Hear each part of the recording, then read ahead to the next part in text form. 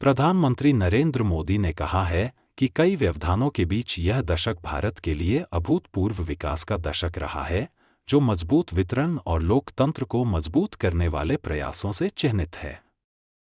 कल शाम नई दिल्ली में ET now global business summit को संबोधित करते हुए उन्होंने कहा कि वैश्विक महामारी, दुनिया भर में तनाव, युद्ध और आपूर्ति श्रृंखला में खराबी, दुनिया ने केवल एक दशक में बहुत कुछ देखा है। श्री मोदी ने कहा कि उन्हें इस बात पर गर्व है कि कई असफलताओं के बावजूद यह दशक भारत के लोकतंत्र के विकास, उत्कृष्ट वितरण और सुदृढ़ीकरण का दशक रहा है। प्रधानमंत्री ने कहा, 21वीं सदी के इस दशक में भारत रिफॉर्म एक्सप्रेस की सवारी कर रहा है। उन्होंने कहा, जब पिछला दशक शुरू हुआ था, तब भारत 11वीं सबसे बड़ी अर्थव्यवस्था था, लेकिन आज देश तेजी से आगे बढ़ रहा है और दुनिया की तीसरी सबसे बड़ी अर्थव्यवस्था बनने की ओर बढ़ रहा है। श्री मोदी ने कहा कि सरकार ने बजट को न केवल परिव्यय केंद्रित बनाया है, बल्कि परिणाम केंद्रित भी बनाया है। उन्होंने बजट के बाहर अगली पीढ़ी के जीएसटी योजना आयोग के स्थान पर नीति आयोग के गठन, अनुच्छेद 370 को निरस्त करने, 3 तलाक के खिलाफ कानून और नारी शक्ति वंदन अधिनियम के अधिनियमन जैसे सुधारों को याद किया।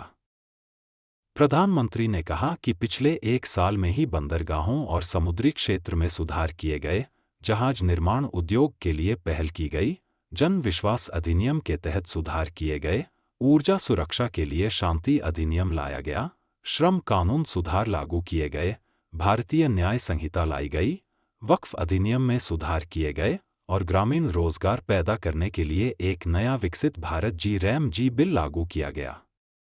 प्रधानमंत्री ने कहा कि पिछले 1 दशक में सरकार ने प्रौद्योगिकी और नवाचार को विकास का मुख्य चालक माना है। श्री मोदी ने कहा कि आज भारत विश्व के साथ व्यापार समझौते कर रहा है, क्योंकि आज का भारत विश्वस्त है और विश्व पर प्रतिस्पर्धा करने के लिए तैयार है। उन्होंने रेखांकित किया कि एक सुधार जिसने वैश्विक प्रभाव पैदा किया है, वह यूपीआई, भारत की डिजिटल भुगतान प्रणाली है, जो सिर्फ एक ऐप नहीं है, बल्कि नीति, प्रक्रिया और वितरण के अभिसरण का प्रमाण है। प्रधानमंत्री ने इस बात पर भी जोर दिया कि डिजिटल इंडिया, डिजिटल भुगतान प्रणाली और जन धन आधार मोबाइल ट्रिनिटी मजबूरी से पैदा नहीं हुई थी, बल्कि दृढ़ विश्वास से पैदा हुई थी, जो उन नागरिकों को शामिल करने के दृष्टिकोण से प्रेरित थी, जो पहले छूट गए थे। प्रधानमंत्री ने कहा कि दुनिया को अब व्यवधानों के साथ जीने के लिए तैयार रहना चाहिए, यह देखते हुए कि उनकी प्रकृति विकसित होती रहेगी लेकिन सिस्टम तेजी से बदलेगी।